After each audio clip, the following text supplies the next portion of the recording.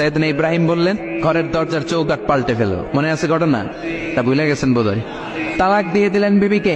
নতুন সংসার শুরু হলো। আরেকটা বংশীয় নেককার মেয়েকে বিয়ে করলেন। 3 বছর পর সাইয়েদনা ইব্রাহিম আবার বেড়াতে আসলেন। আজকেও সাইয়েদনা ইসমাইল বাসায় নাই।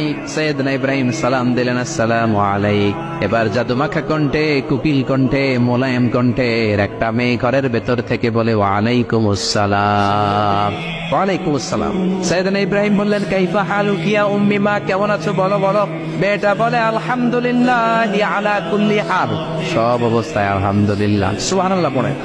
সংসার কেমন চলে? কয় খুব ভালো। খাওয়া দাওয়ার অবস্থা কি? কয় আরো ভালো। এবার মেয়েটা বলে, কে আপনি? এই মরুভূমির মাঝখানে রৌদ্রের মধ্যে দাঁড়িয়ে দাঁড়িয়ে কথা বলেন, কেউ তো কোনোদিন আমাদের খোঁজ নিতে আসে না, কে আপনি? ঘরে আসেন। সাইয়েদনা ইব্রাহিম বলে, না, আমার পরিচয় দিব না, ঘরেও আসবো না। মেয়েটা বলে, আপনি যদি ঘরে না আসেন আমি কিন্তু রাগ করবো। সুবহানাল্লাহ কোন। জোর করে ঘরে নিলেন, শরবত খাওয়ালেন, খেজুর খাওয়ালেন, রুটি খাওয়ালেন, মাংস খাওয়ালেন। সাইয়েদনা ইব্রাহিম চোখের পানি ছেড়ে দোয়া করলেন, ও মিয়া এটাও মাইয়া আগেরটাও। বেশ কম আসরা নাই। সাইয়েদনা ইব্রাহিম মাথায় হাত বুলিয়ে দিয়ে দোয়া করলেন আর বললেন, ইদা জা যাওজুকা মিনাল গাবা, তোমার স্বামী যখন বন থেকে ফিরে আসবে, ফাকরাই আলাইহিস সালাম, তোমার স্বামীর একটা সালাম দিবা। ওয়া মুরিহি আন ইউসবিতা আতাবাতা বাবিহি, আর বলবা ঘরের দরজার নতুন চৌকাঠ যেন জীবনেও না পাল্টায়। চলে গেলেন। ইসমাইল আসলেন। বিবি বলল, নুরানি চেহারা এক আল্লাহর ওলির মতো মুরব্বী লোক আসছিল। মুরব্বী আসছে শুনে ইসমাইল তো ভয় পেয়ে গেলেন। কিরে, আগে তো একটা ঘটনা ঘটছে, ঠিক কিনা?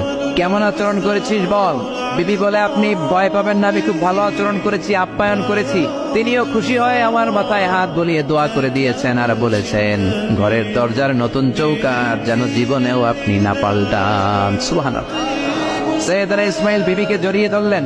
বিবিকে জড়িয়ে ধরে বললেন, ও বিবি, তুই তো পরীক্ষায় গোল্ডেন এ প্লাস। যেই মুরব্বী লোকটা এসেছিল সাধারণ কোনো মানুষ নয়, তোমার শ্বশুর আমার বাবা ইব্রাহিম খালিল। আমার বাবা যেই কথা বলে গিয়েছেন, যে ইঙ্গিত দিয়েছেন, এটা তো গ্রিন সিগন্যাল।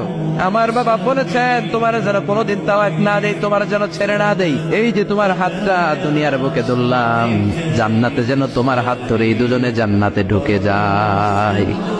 এজন্য বাবা মায়ের দোয়ার দরকার আছে না নাই?